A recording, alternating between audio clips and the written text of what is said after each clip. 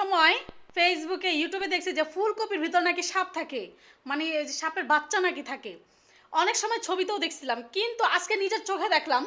দেখা যেতেছে কিনা আমি জানি না, অনেক বড় বিশাল বন, এটা সাপ নাকি আমি বুঝতেছি না। আমি ভয়টা ধরতেও পারতেছি না। ফুলকপি মাত্র কাটার জন্য বাচ্ছি, এই যে মাত্র হচ্ছে রান্না করবো, এই জন্য সবজিগুলো শীতের সবজি নিয়ে আসছি রান্না করার জন্য। কাটতেছি বসে বসে, রান্নাঘর ঠান্ডা, ঘরে নিয়ে আসছি। হায় আল্লাহ, রান্নাঘরে আলোটাও কম, যদি ঘরে না কাটতাম কি অবস্থাটা হইতো দেখেন। দেখা যেতেছে, আমি এক মিনিট একটু ভালো করে দেখাই। নড়তাছে কি জানি, মুগ্ধা ভাই করতেছে। আল্লাহ, আমার এখনো হাত পা কাঁপতাছে, মানে কি একটা অবস্থা দেখেন, কি এগুলা, হাই আল্লাহ রে, এরা কি, আমি উফ, না জানি কত বড় ভিতরে। এর আগে অনেক বড় দেখা গেছে, হ্যাঁ এখন আস্তে আস্তে ভিতরের দিকে যাইতেছে ও।